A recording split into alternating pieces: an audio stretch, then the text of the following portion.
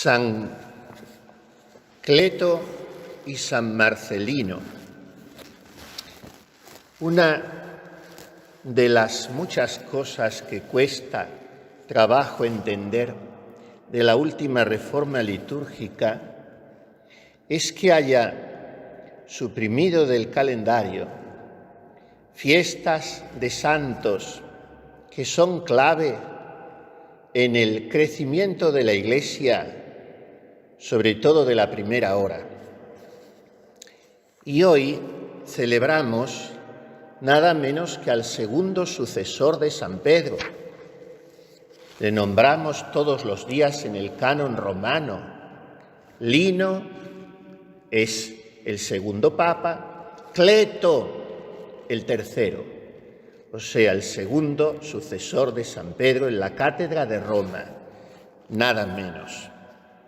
Y después, por esa especie de juegos simpáticos que la liturgia puede permitirse con los santos, le une a otro papa, aunque distante en el tiempo, 2 siglos después,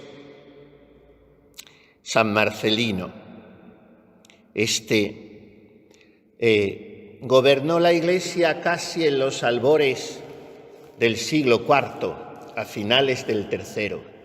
En el año 296 empezó su pontificado. El primero, decimos, Cleto, otros le nombran como Anacleto, fue papa 12 años. En aquel momento de la Iglesia tan interesante, tan delicado, en que todavía ella, apenas nacida del costado de su esposo en el Calvario, estaba, si pudiéramos hablar así, como conociéndose y descubriéndose a sí misma en ese misterio insondable que es el de la esposa purísima del Cordero, la Iglesia santa, sin mancha ni arruga, al frente de la cual su fundador divino había establecido que hubiese un hombre: tú eres Pedro y sobre esta piedra edificaré mi Iglesia. Y por eso se comprende muy bien que los papas de los primeros siglos fueran casi todos santos. Después ya no tiene por qué ser así, aunque últimamente parece que nos hubiéramos empeñado en lo mismo y que el supremo pontificado fuese obligatoriamente sinónimo de santidad personal. Pero en los primeros siglos es muy fácil entender esta lógica, porque aquellos hombres, la casi totalidad de los cuales eran mártires, tenían que guiar con mano muy firme a una Iglesia que estaba compuesta por gentes perseguidas que tenían que reunirse en las catacumbas, y para eso necesitaban la fortaleza y la seguridad de dirigentes llenos de prudencia, de sabiduría, de firmeza, de vigor apostólico, de generosidad martirial. Estos eran aquellos papas.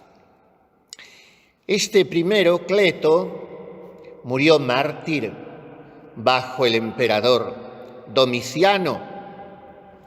Era en torno al año 90, al final del primer siglo. Por lo tanto, está todo muy reciente, muy fresco. La Iglesia lleva poco más de media centuria caminando. Pedro ha sido papa por varios años, primero obispo de Antioquía, después ya como obispo de Roma, sumo pontífice, y a continuación aquel San Lino y después Cleto. Murió en el 90 y, como era natural, fue sepultado cerca del príncipe de los apóstoles. Una antigua tradición quiere que fuese ordenado directamente obispo, que es como entonces les ordenaban, de manos del propio San Pedro.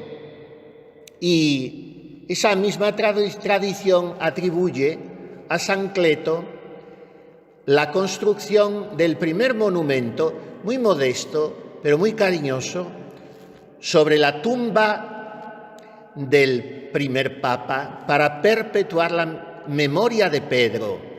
De manera que las multitudes que durante estos 20 siglos han acudido a Roma han podido conocer con exactitud el lugar de la tumba del apóstol gracias a aquel primer interés que puso San Cleto en aquel pequeño monumento. Y si este había sido papa 12 años, San Marcelino lo fue durante 8. Sucedió a otro papa cuya fiesta hemos celebrado también hace pocos días, San Cayo. Y así como Cleto había muerto bajo la persecución de Domiciano, Marcelino fue mártir en la de Diocleciano.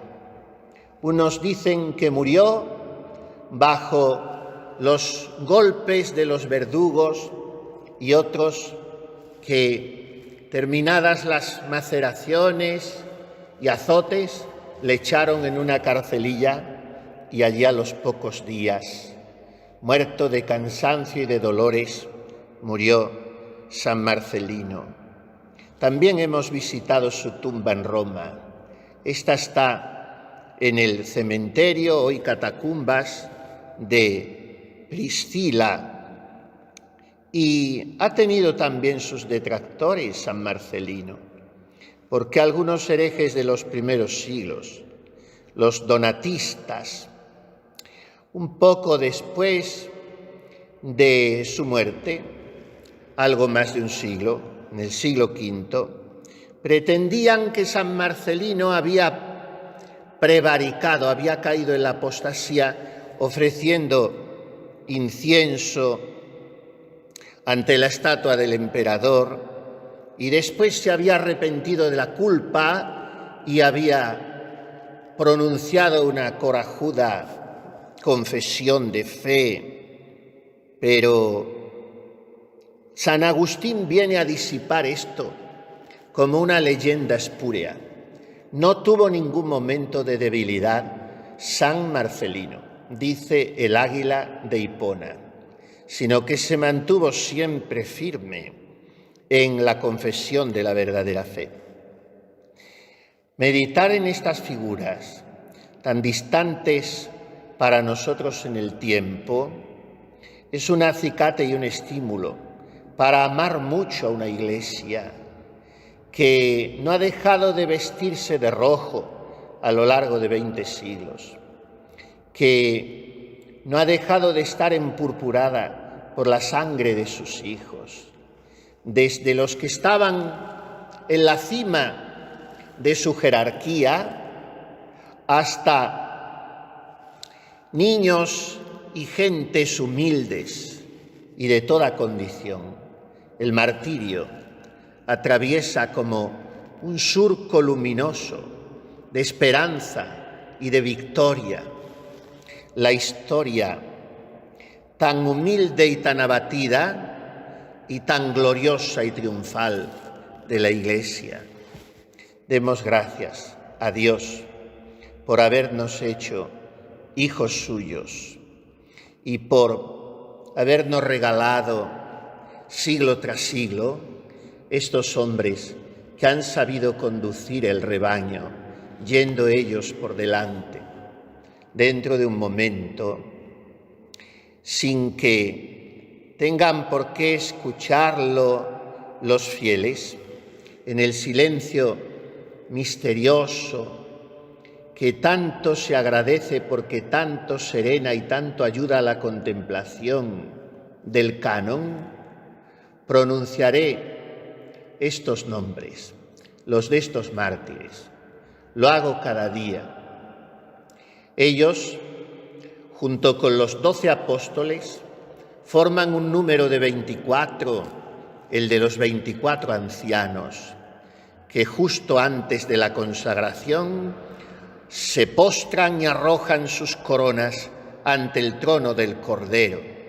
Así los describe el Apocalipsis, y así vienen ellos invisiblemente cada día a rodear el altar.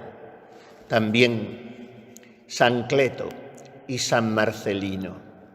Pidamos a María Santísima, Reina de los mártires, que nos enseñe a serlo nosotros cada día, sin dimitir nunca del sí que pronunciamos el día en que el Señor nos lo pidió, sin retirarlo nunca, aunque tengamos que llegar hasta el martirio de sangre y, en todo caso, consintiendo alegres cada día en el martirio cotidiano de los alfilerazos. Así sea.